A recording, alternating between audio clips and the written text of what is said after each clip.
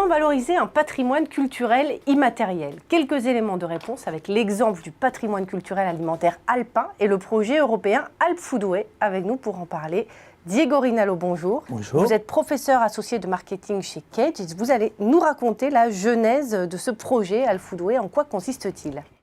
Merci pour cette question. Avec ce projet, nous lions sauvegarde du patrimoine culturel immatériel et développement durable en nous concentrant sur la culture alimentaire alpine, qui a des savoir-faire, des traditions et des produits exceptionnels, mais qui risquent de disparaître à cause du dépeuplement, du tourisme de masse et plus généralement de l'industrialisation de l'agriculture et de l'élevage. On essaye de montrer que s'il est bien identifié et géré, le patrimoine culturel et matériel alimentaire des Alpes peut devenir un réel atout pour valoriser les produits et le tourisme alpin vis-à-vis des consommateurs et des touristes qui recherchent de l'authenticité. Alors comment est-ce que vous vous y prenez exactement? Alors déjà, nous tâchons de mettre en avant ce patrimoine à une échelle à laquelle cela n'a jamais été fait auparavant, les Alpes dans leur intégralité.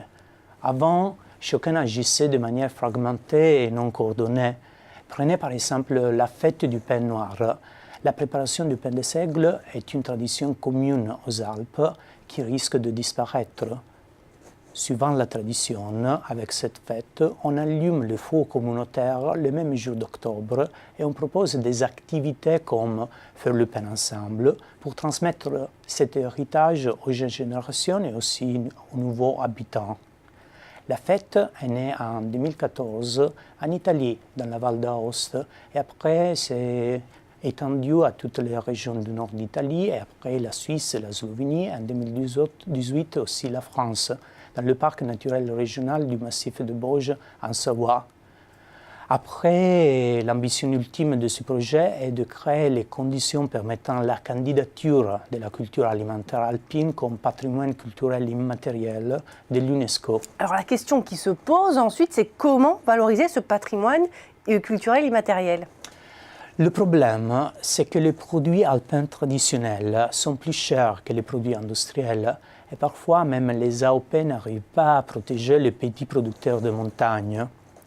Les grands groupes industriels vendent à des prix plus avantageux pour les consommateurs et ils s'approprient souvent de l'image terroir.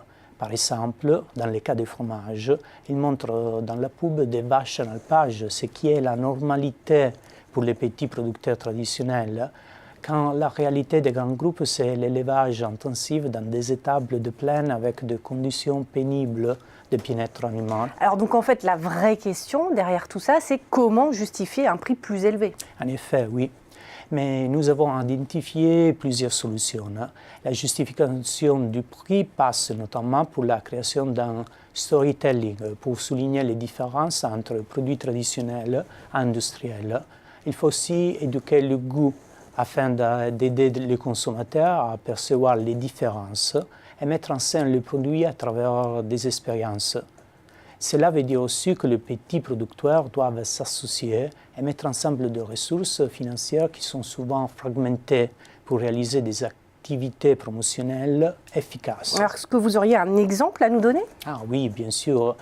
C'est un exemple français qui illustre l'art du storytelling combiné à l'éducation du goût. Il s'agit de la fête des fromages de Savoie organisée par l'AFTALP, l'association des fromages traditionnels des Alpes savoyardes. Cet événement est organisé chaque année depuis 2005 dans une ville différente. En 2018, c'est le territoire du Beaufort qui était à l'honneur pour célébrer les 50 ans de leur paix. Et cela a attiré quelques 16 000 visiteurs, un record, qui ont pu s'amuser en apprenant l'histoire du fromage, des fromages savoyards et leurs méthodes de fabrication en parlant avec le producteur. Ces activités correspondent tout à fait à la logique du marketing expérientiel, c'est-à-dire à la création d'expériences qui communiquent de façon plus persuasive que la pub traditionnelle l'héritage savoyard. Merci Diego Rinaldo pour votre éclairage. Oh, merci à vous.